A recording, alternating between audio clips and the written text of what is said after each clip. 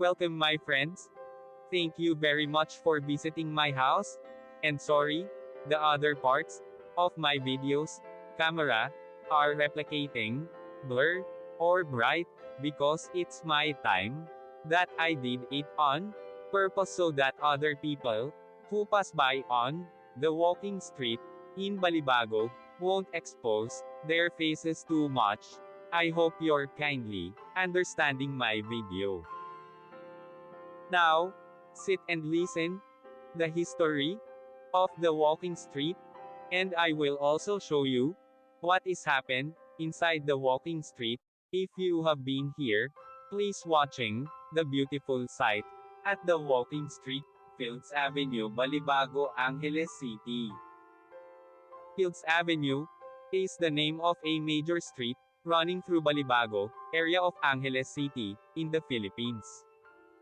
It is the center of the red light district and the bar scene of the biggest entertainment district of the Philippines.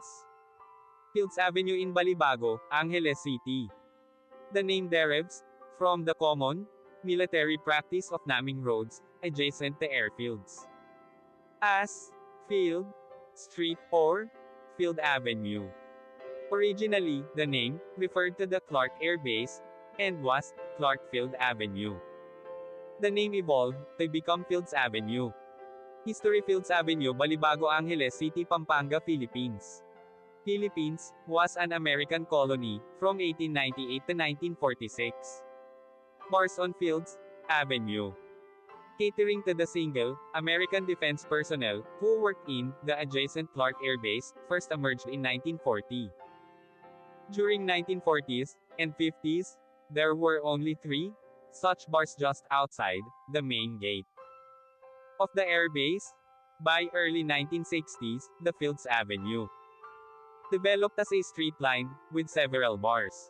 From November 1955 to April 1975, America fought Vietnam War. As the number of American troops in this war grew, more and more forces were deployed at Clark Air Base or routed through it. This led to a pro-life ration of bars, live bands, and prostitution, the latter mostly by young Filipino women, most of them either teenagers or 18 hanggang 55 years old. By the 1970s, there were more than 150 bars and prostitution joints along Fields Avenue. This led to a mushrooming of related ancillary industries in the vicinity, namely music bands, hotels, doctors, hairdressers, and money exchange transfer services.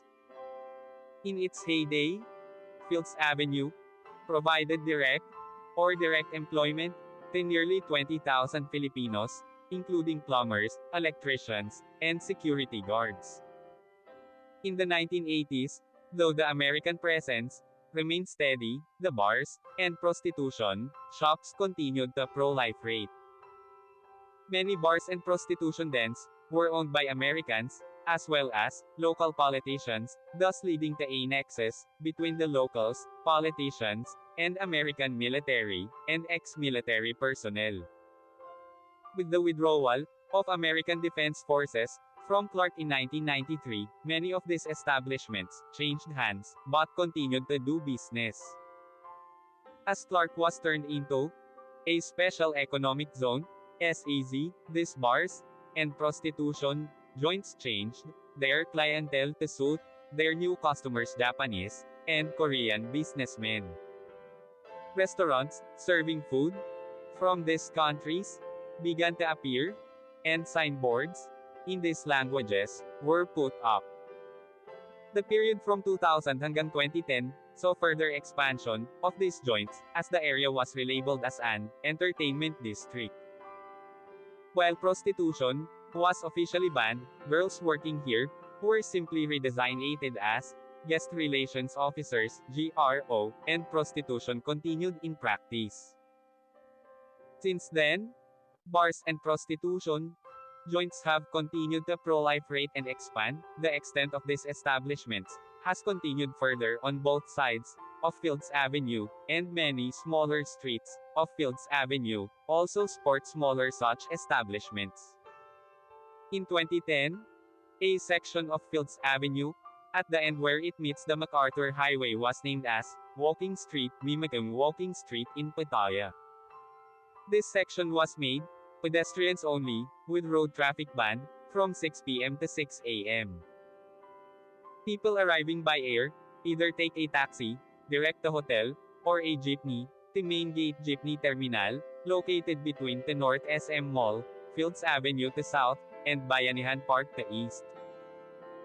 Those arriving from Manila by bus, ask the driver to drop them off at the corner of Fields Avenue and MacArthur Highway, or alight at Capas Angeles Transport Terminal, which is also walking distance from Fields Avenue and the MacArthur Highway.